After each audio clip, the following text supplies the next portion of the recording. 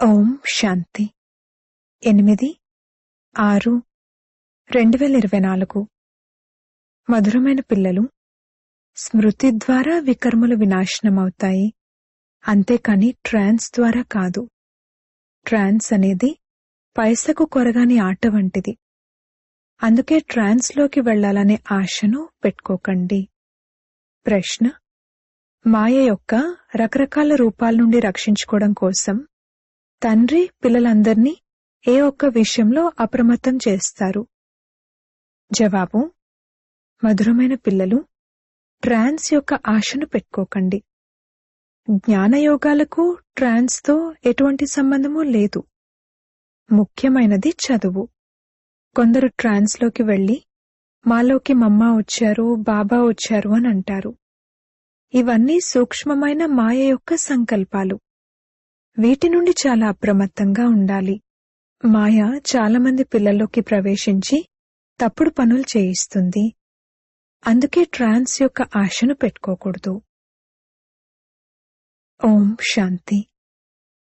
మధురాతి మధురమైన ఆత్మిక పిల్లలు, ఒకవైపు భక్తి ఉందని, ఇంకొక వైపు జ్ఞానం ఉందని అర్థం చేసుకున్నారు. భక్తి అయితే అపారంగా ఉంది, మరియు దాన్ని నేర్పించేవారు కూడా అనేకులున్నారు. శాస్త్రాలు కూడా నేర్పిస్తాయి, మనుషులు కూడా నేర్పిస్తారు. ఇక్కడ నేర్పించేటువంటి శాస్త్రాలు లేవు, మనుషులు లేరు. ఇక్కడ నేర్పించేవారు ఒక్క ఆత్మిక తండ్రే. వారు ఆత్మలకు అర్థం చేయిస్తారు. ఆత్మే ధారణ చేస్తుంది.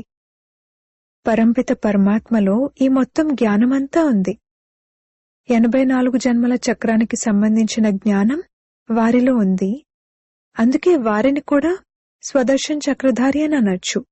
పిల్లలైన మనల్ని కూడా వారు స్వదర్శన్ చక్రధారులుగా తయారు చేస్తున్నారు. బాబా కూడా బ్రహ్మ తనువులో ఉన్నారు. అందుకే వారిని బ్రాహ్మణ్ అని కూడా అనొచ్చు. వారి పిల్లలమైన మనం కూడా బ్రాహ్మణుల నుండి దేవతలుగా అవుతాము. ఇప్పుడు తండ్రి కూర్చుని స్మృతి యాత్ర నేర్పిస్తారు. ఇందులో హఠయోగం మొదలైన వాటి విషయమేదీ లేదు. వారు హఠయోగం ద్వారా ట్రాన్స్ మొదలైన వాటిలోకి వెళ్తారు. అది గొప్ప విషయమేమీ కాదు. ట్రాన్స్ యొక్క గొప్పతనమేమీ లేదు. ట్రాన్స్ అనేది పైసకు కొరగాని ఆట. మేము ట్రాన్స్లోకి వెళ్తాము అని మీరు ఎప్పుడూ ఎవరితోనూ అనకూడదు. ఎందుకంటే ఈ రోజుల్లో విదేశాలు మొదలైన చోట్ల ఎక్కడంటే అక్కడ లెక్కలేనంత మంది ట్రాన్స్లోకి వెళ్తారు. ట్రాన్స్లోకి వెళ్లడం వలన వారికి ఎటువంటి లాభం ఉండదు, అలాగే మీకు ఎటువంటి లాభం ఉండదు. బాబా వివేకాన్ని ఇచ్చారు. ట్రాన్స్లోనైతే స్మృతి యాత్ర ఉండదు, జ్ఞానము ఉండదు. ధ్యానంలోకి వెళ్లేవారు లేక ట్రాన్స్లోకి వెళ్లేవారు ఎప్పుడూ ఏ జ్ఞానాన్ని వినరు, అలాగే వారి పాపాలు కూడా ఏమీ భస్మమవ్వవు. ట్రాన్స్కు ఎటువంటి మహత్వమూ లేదు. పిల్లలు యోగాన్ని జోడిస్తారు, దానిని ట్రాన్స్ అని అనరు. స్మృతితో వికర్మలు వినాశనమవుతాయి, ట్రాన్స్తో వికర్మలు వినాశనం అవ్వవు. పిల్లలు ట్రాన్స్ యొక్క అభిరుచిని పెట్టుకోకండి అని బాబా సావధానపరుస్తారు. ఈ సన్యాసులు మొదలైన వారికి ఎప్పుడైతే వినాశన సమయం వస్తుందో అప్పుడు జ్ఞానం లభిస్తుందని మీకు తెలుసు. మీరు వారికి ఇటువంటి ఆహ్వానాన్ని ఇస్తూ ఉండండి, కానీ ఈ జ్ఞానం వారి కలశంలో అంత త్వరగా రాదు.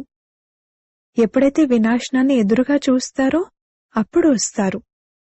ఇప్పుడిక మృత్యు వచ్చేసింది అని అప్పుడు భావిస్తారు. ఎప్పుడైతే సమీపంగా చూస్తారో అప్పుడు అంగీకరిస్తారు. వారి పాత్రే అంతిమంలో ఉంటుంది.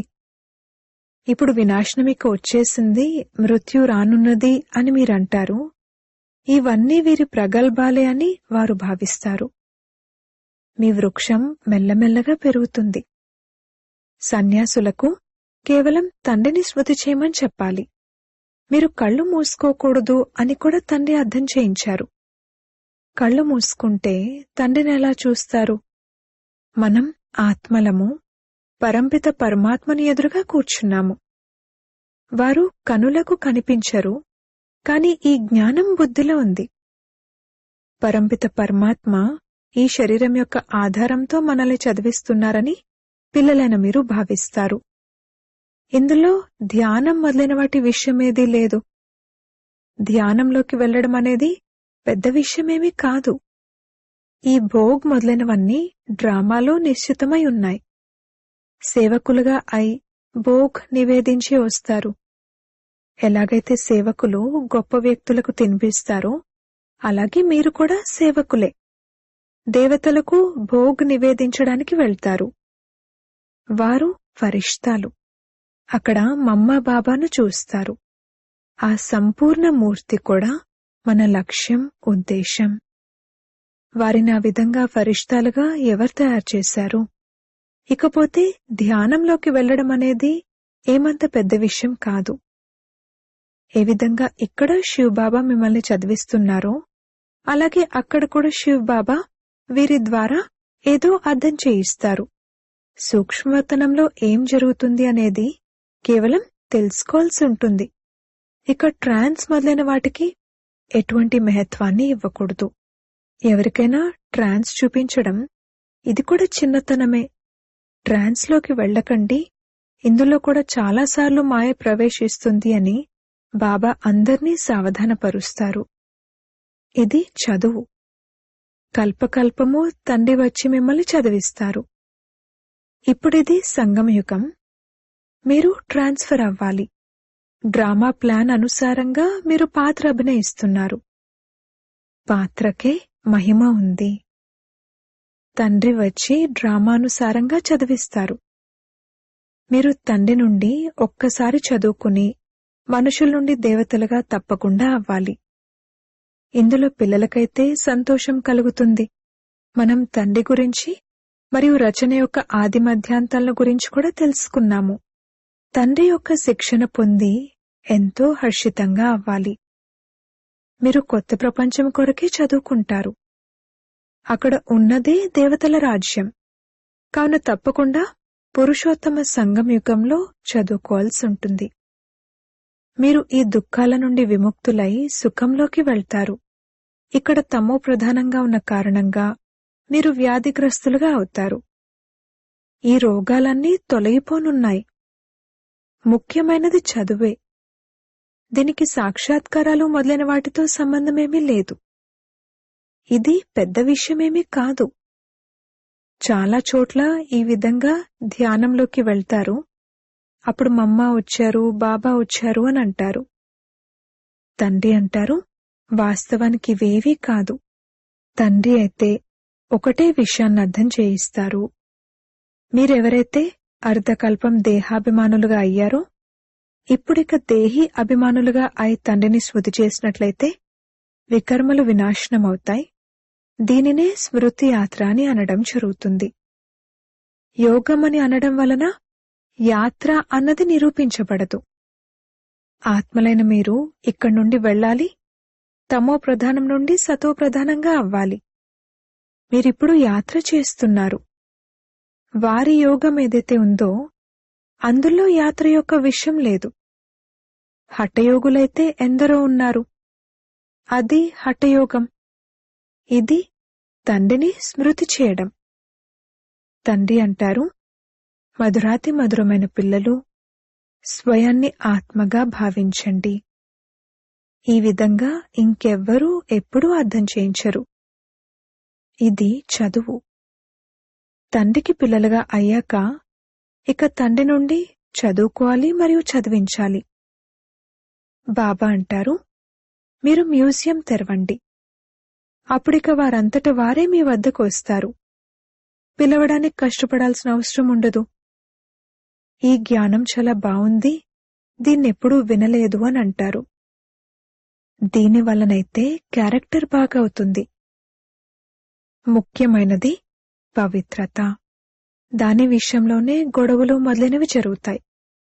చాలామంది ఫెయిల్ కూడా అవుతారు. మీ అవస్థ ఎలా తయారవుతుందంటే ఈ ప్రపంచంలో ఉంటూ కూడా దీన్ని చూడనే చూడరు. తింటూ తాగుతూ కూడా మీ బుద్ధి అటువైపు ఉండాలి. ఏ విధంగానైతే తండ్రి కొత్తింటిని తయారు చేస్తుంటే అందరి బుద్ధి ఆ కొత్తింటి వైపుకే వెళ్ళిపోతుంది కదా. అలాగే ఇప్పుడు కొత్త ప్రపంచం తయారవుతుంది. అనంతమైన తండ్రి అనంతమైన ఇంటిని నిర్మిస్తున్నారు. మనం స్వర్గవాసులుగా అయ్యేందుకు పురుషార్థం చేస్తున్నామని మీకు తెలుసు. ఇప్పుడు చక్రం పూర్తయింది. ఇప్పుడు మనం ఇంటికి మరియు స్వర్గంలోకి వెళ్ళాలి. దాని కొరకు పావనంగా కూడా తప్పకుండా అవ్వాలి. స్మృతియాత్ర ద్వారానే పావనంగా అవ్వాలి. స్మృతిలోనే విఘ్నాలు కలుగుతాయి. ఇందులోనే మీ యుద్ధం ఉంది. చదువులో యుద్ధం యొక్క విషయం ఉండదు. చదువు అయితే చాలా సాధారణమైనది. 84 జన్మల చక్రం యొక్క జ్ఞానం చాలా సహజమైనది. ఇకపోతే స్వయాన్ని ఆత్మగా భావిస్తూ తండ్రిని స్మృతి చేయాలి. ఇందులో శ్రమ ఉంది. తండ్రి అంటారు, స్మృతి యాత్రను మర్చిపోకండి. తక్కువలో తక్కువ 8 గంటలైతే తప్పకుండా స్మృతి చేయండి. శరీర నిర్వహణ కోసం కర్మలు కూడా చేయాలి. నిద్రపోవాలి కూడా. ఇది సహజమైన మార్గం కదా. ఒకవేళ నిద్రపోకూడదు అని అన్నట్లయితే అది హఠయోగం అవుతుంది. హఠయోగులైతే ఎందరో ఉన్నారు. తండ్రి అంటారు, అటువైపేమీ చూడకండి. దానివల్ల లాభమేమీ లేదు. ఎంతమంది హఠయోగాలు మొదలైన వాటిని నేర్పిస్తారు? ఇవన్నీ మనుష్య మతాలు. మీరు ఆత్మలు. ఆత్మే శరీరాన్ని తీసుకుని పాత్ర అభినయిస్తుంది, డాక్టర్ మొదలైన వారిగా అవుతుంది. కాని మనుషులు నేను ఫలానా అనంటూ దేహాభిమానులుగా అయిపోయారు. నేను ఆత్మను అని ఇప్పుడు మీ బుద్ధిలో ఉంది. తండ్రి కూడా ఆత్మే. ఈ సమయంలో ఆత్మలైన మిమ్మల్ని పరంపిత చదివిస్తారు. అందుకే ఆత్మలు మరియు పరమాత్మ చాలా కాలం దూరంగా ఉన్నారు, కల్పకల్పము కలుస్తారు అన్న గాయనముంది. ఇక మిగిలిన ప్రపంచమంతా ఏదైతే ఉందో వారంతా దేహాభిమానంలోకి వచ్చి దేహంగా భావిస్తూనే చదువుకుంటూ చదివిస్తూ ఉంటారు.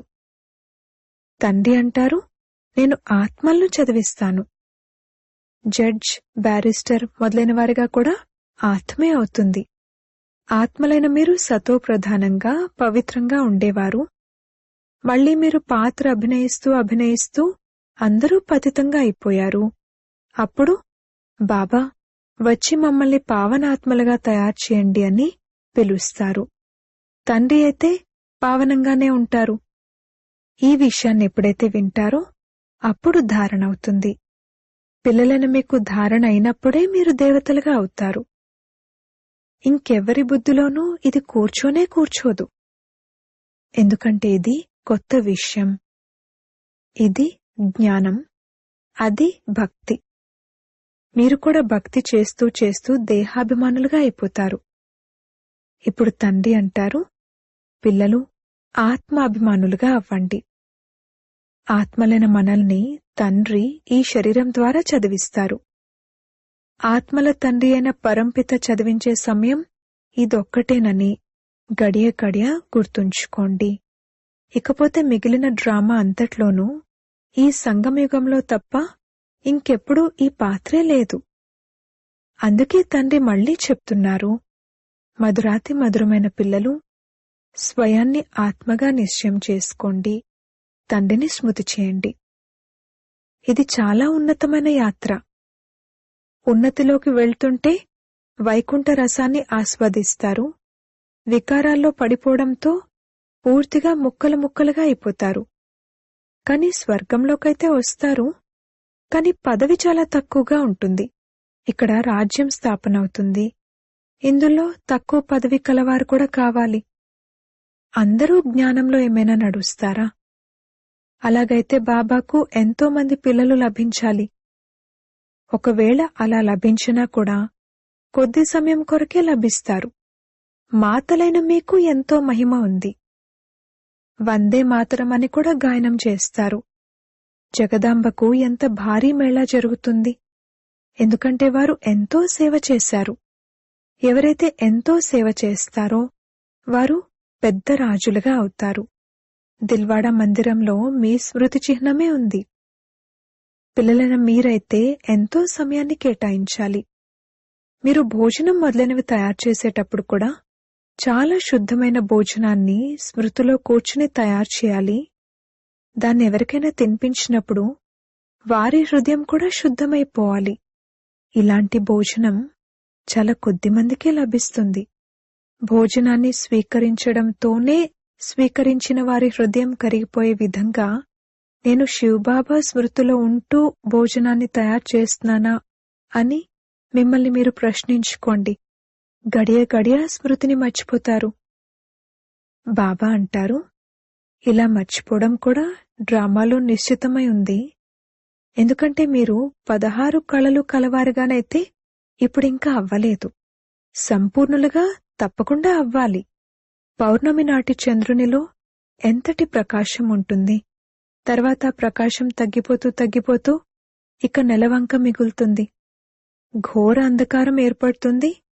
ఆ తర్వాత అత్యంత ప్రకాశం వస్తుంది. ఈ వికారాలు మొదలైన వాటిని వదిలి తండ్రిని స్మృతి చేస్తూ ఉన్నట్లయితే మీ ఆత్మ సంపూర్ణమైపోతుంది. మీరు మహారాజులుగా అవ్వాలి అని కోరుకుంటారు, కానీ అందరూ అలా అవ్వలేరు. పురుషార్థం అందరూ చేయాలి. కొందరైతే ఏ పురుషార్థమూ చెయ్యరు. అందుకే మహారథులు, గుర్రపు స్వారీ చేసేవారు పాదచారులు అని అంటారు. మహారథులు కొద్దిమందే ఉంటారు. ప్రజలు లేక సైన్యం ఎంతమందైతే ఉంటారో అంతమంది కమాండర్లు లేక మేజర్లు ఉండరు. మీలో కూడా కమాండర్లు, మేజర్లు, కెప్టెన్లు ఉన్నారు. అలాగే పాదచారులు కూడా ఉన్నారు. మీది కూడా ఆత్మిక సైన్యమే కదా. మొత్తం ఆధారమంతా స్మృతి యాత్రపై ఉంది. దాంతోనే బలం లభిస్తుంది. మీరు గుప్తమైన యోధులు. తండ్రిని స్మృతి చేయడం ద్వారా వికర్మల చెత్త ఏదైతే ఉందో అది భస్మమైపోతుంది. తండ్రి అంటారు, వ్యాపార వ్యవహారాలు మొదలైనవి చేయండి, కాని తండ్రిని స్మృతి చేయండి. మీరు ఆ ఒక్క ప్రియునికి జన్మ జన్మాంతరాల ప్రేయసులు.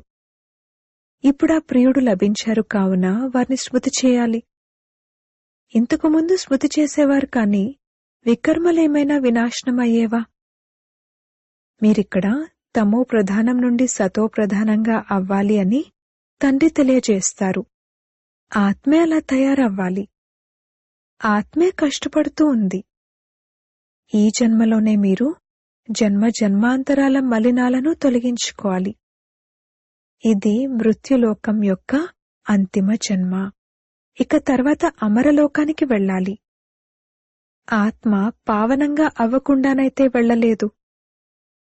అందరూ తమ తమ లెక్కాచారాలను తీర్చుకుని వెళ్ళాలి. ఒకవేళ శిక్షలు అనుభవించి వెళ్ళినట్లయితే పదవి తగ్గిపోతుంది. ఎవరైతే శిక్షలు అనుభవించారో వారే మాలలోని అష్టరత్నాలుగా పిలువబడతారు. నవరత్నాల ఉంగరం మొదలైనవి తయారవుతాయి. ఆ విధంగా తయారవ్వాలంటే తండ్రిని స్మృతి చేసే కృషి ఎంతగానో చేయాలి. అచ్చా, మధురాతి మధురమైన సిక్కిలదే పిల్లలకు మాతాపితా బాప్దాదాల ప్రియ స్మృతులు మరియు గుడ్ మార్నింగ్. ఆత్మిక పిల్లలకు ఆత్మిక తండ్రి నమస్తే. ధారణ కొరకు ముఖ్య సారము. మొదటి పాయింట్, సంగమయుగంలో స్వయాన్ని ట్రాన్స్ఫర్ చేసుకోవాలి. చదువు మరియు పవిత్రత యొక్క ధారణతో మీ క్యారెక్టర్ను తీర్చిదిద్దుకోవాలి. ట్రాన్స్ మొదలైన వాటి పట్ల అభిరుచి పెట్టుకోకూడదు.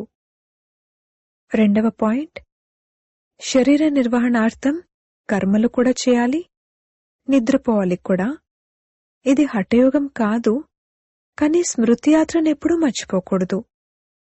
యోగయుక్తంగా అయి ఎటువంటి శుద్ధమైన భోజనాన్ని తయారు చేయండి మరియు తినిపించండి అంటే తద్వారా దానిని తినేవారి హృదయం శుద్ధమైపోవాలి. వరదానము: తమ సూక్ష్మ శక్తులపై విజయులుగా అయ్యే రాజఋషి స్వరాజ్యాధికారి ఆత్మ భవ. కర్మేంద్రియ జీతులుగా అవ్వడమైతే సహజమే, కాని సూక్ష్మ శక్తులైన మనసు, బుద్ధి, సంస్కారాలపై విజయులుగా అవ్వడం ఇది సూక్ష్మ అభ్యాసం. ఏ సమయంలో ఏ సంకల్పాన్ని, ఏ సంస్కారాన్ని ఇమర్జ్ చేసుకోవాలనుకుంటే అదే సంకల్పాన్ని, అదే సంస్కారాన్ని సహజంగా అలవర్చుకోవటం, దీనినే సూక్ష్మ శక్తులపై విజులుగా అవ్వడం అనగా రాజఋషి స్థితి అని అంటారు.